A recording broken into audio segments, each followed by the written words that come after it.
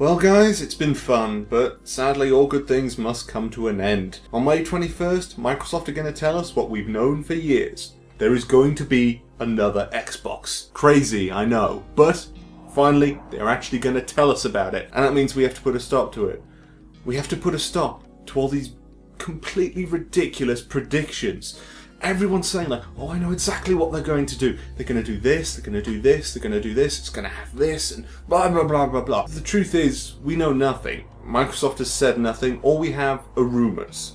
But aren't rumours fun? But again, May 21st, we'll have facts. Facts aren't fun. We can't make stuff up with facts. But it's alright. We've still got 3 days left, and I'm going to make the absolute most of it. So, I give you my top 5 Xbox 720 predictions. So what are they actually going to call the damn thing? I feel like this is actually the biggest point of contention in the whole Xbox 720 kerfuffle, because there is no one predominant rumour. There's all sorts of names flying about, like the Xbox Infinity, the Xbox Fusion, and of course the ever popular Xbox 720, which is even what I'm calling it. But my money is on just one word. Xbox. Microsoft's all about unifying their brand, so they might as well just drop the number thing altogether. They can't make that any higher, it's stupid enough as it is. They're also all about aiming at the casual audience this time, moving away from the hardcore gamer. So it makes sense just to simplify the brand down, just have it as one word. And let's be honest here, whatever they call it, we're just going to call it the Xbox anyway, so why not just say screw it, we'll just make that the official name. We also have to bear in mind that Microsoft is pretty cocky these days, so I can easily see them just going, yeah, we're Apple now, we're just going to go back to something we called an older device and expect people to deal with it. Because, you know, that kind of hubris worked perfectly for Sony in the early 7th gen. I mean, absolutely nothing went wrong. This whole DVD thing with the Xbox 360 is quite frankly embarrassing at this point. I mean, games like LA Noire came on 3 discs. 3 discs! I mean, if you're part of the PS3 master race, such as moi, the very idea of swapping a disc is this weird, alien, almost perverse action that you haven't had to deal with for like 6 or 7 years. So what Microsoft going to do about it? Well, with the amount of data required on those discs set to increase with the next gen, they quite simply cannot stick with DVDs. It would be insane. We'd have gigantic stacks of DVDs just to, I don't know, have a demo of Halo 5. Way I see it, they got 3 different choices here. They can go full digital, they can invent a new format, or they can bite the bullet and team up with Sony, get a Blu-ray player in that thing. They're not going to go full digital. Sadly, we've still got a few years out of discs and stuff like that. If anything, that transition is going to happen gradually over the course of the next gen, which of course is a different topic. Making a new format? Maybe. I can see that being really expensive, and that's not really going to achieve much because Blu-ray, it's there, it works. I mean, it's got a slow load speed, but I'm sure with the right hardware they can figure that stuff out. Furthermore, it adds to their whole big entertainment focus, which we'll get onto in a minute. It means they can just say, hey, you can play Blu-ray movies on this, or you can watch it on Netflix, blah blah blah blah blah blah blah. You know, the standard Microsoft spiel about movies and stuff like that. So why wouldn't they do it? I can see them just saying like, hey, we don't need Sony, we've got this sorted. We're Microsoft, we got Xbox, we're the big dog. But hey, who knows? Weirder things have happened. I think this May 21st event is going to tell us once and for all that Microsoft simply don't want the Xbox to be about games anymore.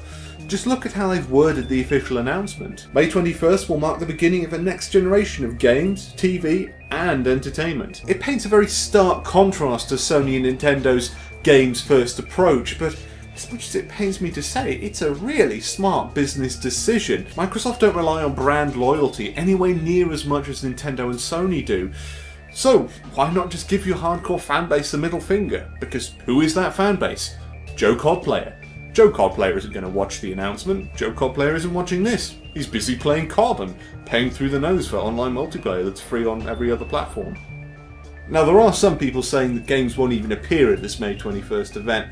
I think that's maybe pushing it. Certainly they are going to redouble down on that entertainment focus. There's no doubt about that, at least in my mind. but games are still part of the equation. At the very least, they need to kind of acknowledge their existence. I don't know, maybe they'll show 5 seconds of a new Gears of War game, or say, yay, Fable, it's back, everyone loves it. But either way, the days of video games being the marquee feature of the Xbox are sadly long since past. Everybody loves Kinect. I mean, games are better with Kinect, so why wouldn't you? Ha! But no, seriously, Microsoft way into Kinect. It's dominated pretty much every press conference they've done in the past couple of years. So I think these rumours about the Xbox having a built-in, new and improved Kinect are totally legit. It makes sense and it fits in with the message they've been trying to build over the past couple of years. But these other rumours about actually setting up the Kinect being an essential part of the overall setup procedure for the next Xbox, that's frightening. That is very frightening, because what if you can't do it? I mean, I know this is supposedly an improved Kinect that has some sort of special lens that allows it to be used in smaller environments, but surely there's going to be a limit there. At some point, a room is going to be too small for that. And I'm willing to bet a lot of people live in rooms that are too small for it. That goes back to Joe Codplayer, I think. I mean, when you think about that kind of play, you think, oh, it's a teenager living in some tiny room somewhere. And, well, they're not going to be able to use that. They won't even be able to set up their goddamn, I don't know, £400 new machine. And that's just thinking about the US. Here in the UK, our rooms are a lot smaller. That's going to be an even bigger issue for us. I know many people my age who would not be able to set that up in their rooms. I couldn't set it up in my room. Could set it up in here probably, but bedroom, no way. That's tiny. I think having the Kinect built in there makes sense from a perspective of, oh, well, parents aren't buying the Wii U for their kids, so they'll get this other fangled motion sensing thing for them to mess around with. And that's fine, but this idea that you have to actually use it to even turn the machine on for the first time is... I hope that doesn't happen. That's terrifying. But while that's a decision that would certainly alienate the hardcore audience, this next one will alienate everyone. I think when you hear a rumour from so many different sources with such a consistent message, it stops being a rumour. It becomes common knowledge. Common knowledge we're just waiting for Microsoft to confirm. We've got to face it. The new Xbox, it's going to require a constant and consistent online connection, no matter what you are doing. That includes single player content that has nothing to do with going online. Now, what else this entails is still a mystery. Are they going to use it to block off the second-hand market? I can see them doing that, but I don't think so. They still need retailers, and if they screw them over on the whole second-hand thing, they will just drop them like a brick. And Sony have already announced that they're not going to be doing that with the PlayStation 4, so they're basically saying to retailers, hey, why don't you stock our competition instead of us? Would that be cool? You okay with that?